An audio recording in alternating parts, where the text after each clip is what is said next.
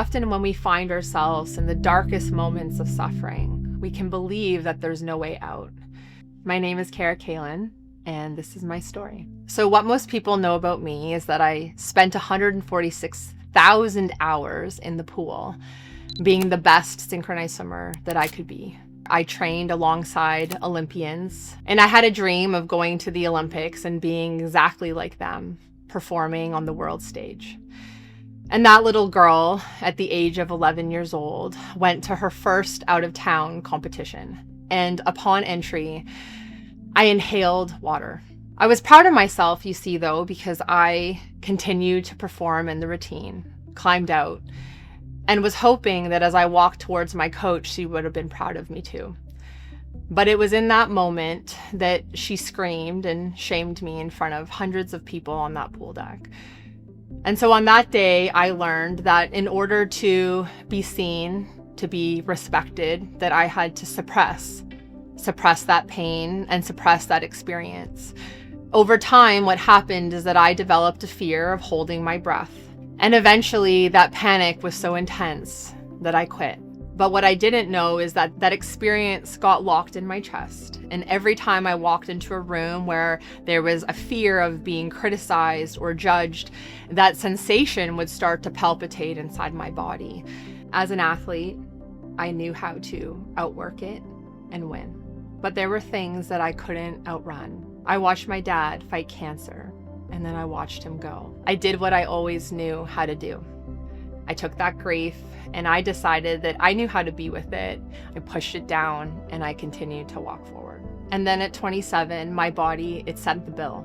A carcinogenic tumor removed from my colon. All those years that I was an athlete, all those experiences, all those moments that I repeatedly pushed down this panic inside my chest.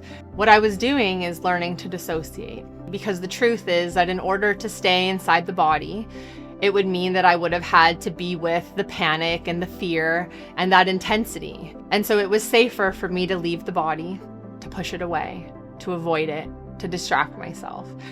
Then as a mom of 2 children under the ages of 3, I got pregnant with twins. And for the first time, I was forced inside my body, and there was no amount of thinking or outrunning that I could do to avoid what I was feeling. My way started out with EMDR. I knew the power that it had because I used it after I had lost my dad.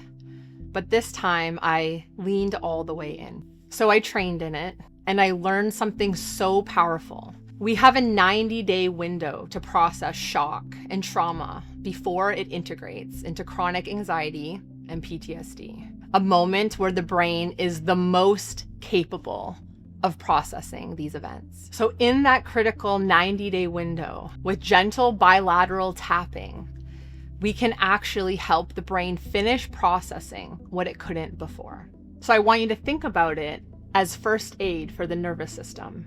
It helps the brain process that alarm that keeps firing and helps it store and file it away. Then I saw what this could do at scale, not just for one person, for teams, for organizations, for communities. So I built a way to deliver it. That's Shift Change. Early intervention that's accessible and anonymous in the moment that you need it. My hope is to inspire and to encourage all of you to know that I've been there. I'm not just trained in it, but I've had my own personal experience of going through it. And so I can stand here able to tell you that I know that there is a future that's possible without holding all of it alone. Because healing should happen before the breakdown. Nobody should have to fall apart before they receive care.